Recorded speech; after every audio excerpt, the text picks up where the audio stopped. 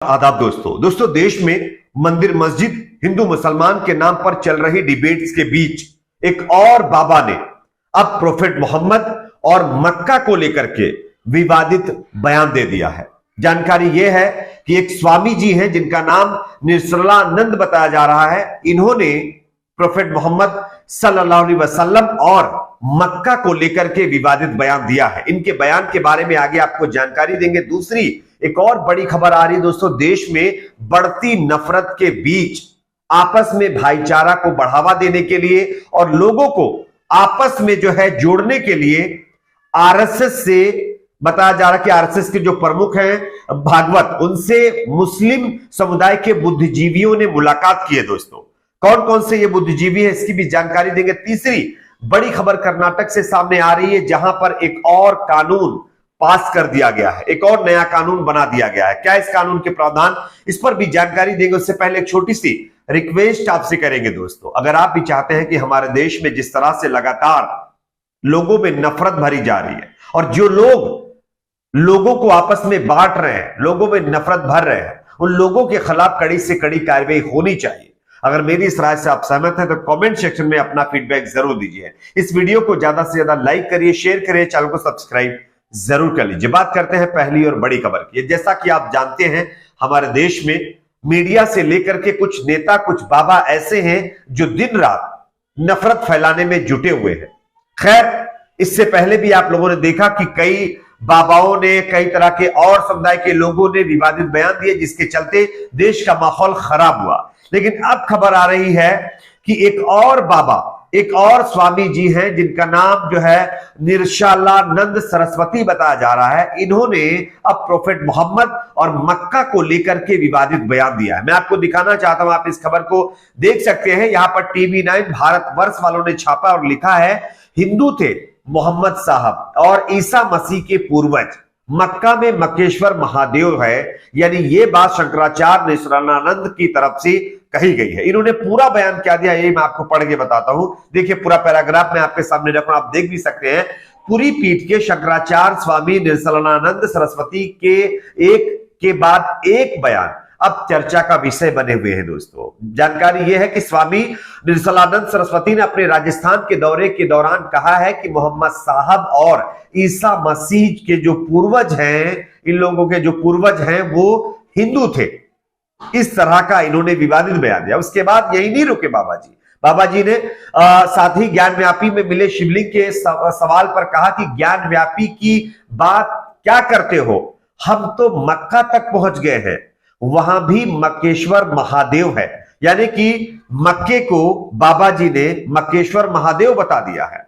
इसी के साथ साथ शंकराचार्य ने आगे कहा कि दुनिया के 15 देश हिंदू राष्ट्र बनने की तैयारी में हैं, वे सिर्फ भारत के रुख का इंतजार कर रहे हैं। अब ये खबर बाबा जी के पास कैसे पहुंची कि वो 15 देश कौन से हैं जो हिंदू राष्ट्र बनना चाहते हैं और उसका उनको इंतजार है कि भारत की तरफ से जो है भारत अपना रुख इस पर स्पष्ट करे तो वो तुरंत हिंदू राष्ट्र बन जाएंगे। ये बाबा जी के पास कहां से इंफॉर्मेशन है ये यही जाने। लेकिन बाबा की ये भविष्यवाणी कहीं ना कहीं लोगों में नफरत जरूर भर रही है। इसी के साथ साथ बनारस में काशी विश्वनाथ मंदिर से सटे ज्ञान व्यापी मस्जिद को लेकर के भी इन्होंने कुछ इसी तरह का बयान दिया है। दोस्तों अब आप सोचिए, हमारे देश में पहले ही कई मुद्दों को लेकर के विवाद चल रहा था, लेकिन अब इन्होंने एक और नया विवाद खड़ा कर दिया। इन्होंने मक्का और प्रोफेट मोहम्मद के साथ साथ जो है ईसा मसीह के ऊपर भी इस तरह की जो है टिप्पणी की है। अब आप इनकी टिप्पणी के ऊपर क्या कहना चाहते हैं, आपकी अपनी क्या राय है, कमेंट बॉक्स में जरूर बताइए। बात करेंगे अगली खबर की।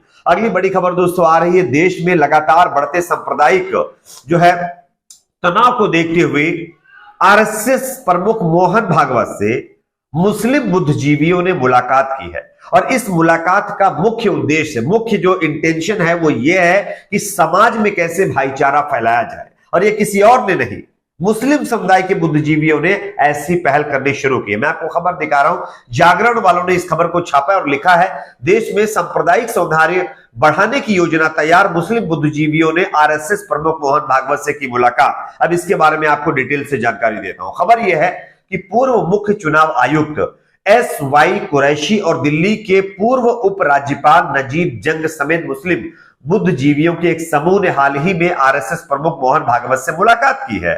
और देश में सांप्रदायिक सौहार्द को मजबूत करने की योजना भी ये तैयार करने की पहल कर रहे हैं। दोस्तों, दोनों पक्षों ने माना है, इस शब्द को आप देखिए, दोनों पक्षों ने माना कि सांप्रदायिक सौहार्द को मजबूत किए बिना और आपसी मतभेदों को दूर किए बिना देश को तरक्की की तरफ नहीं ले जा सकते, देश आगे नहीं बढ़ सकता। यानी कि ये सब लोगों के समझ में आ रहा, लेकिन कुछ ऐसे लोग हमारे देश में जरूर हैं जिनकी समझ में आ ही नहीं रहा। वो दिन ब दिन कुछ ना कुछ ऐसे बयान देते जा रहे हैं जिससे समाज में नफरत, लोगों में आपसी जो भाईचारा वो खत्म होता जा रहा है। सूत्रों ने मंगलवार को बताया कि अलीगढ़ मुस्लिम विश्वविद्यालय के पूर्व कुलपति लेफ्टिनेंट जनरल, जिनका नाम है जमीरुद्दीन शाह, और पूर्व सांसद शाहिद सिद्दीकी और परोपकारी सईद शेरवानी भी हाल ही में राष्ट्रीय स्वयंसेवक संघ के स्थायी कार्यालय उदासीन आश्रम में बंद कमरे में बैठक में मौजूद थे। और इन सब लोगों की मौजूदगी में बैठक हुई है और इसमें यह पहल की गई है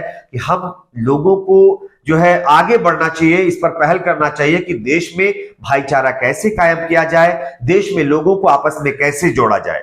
खैर, अगर इस तरह की पहल की जा रही है तो ये बहुत अच्छी बात है। और आप ये भी देख रहे होंगे कि खुद आरएसएस प्रमुख मोहन भागवत ने आज ही एक मस्जिद के अंदर जाकर के वहां पर जो है विजिट किया है। ये काफी अच्छी पहल है दोस्तों। खैर, बात करेंगे अगली खबर की।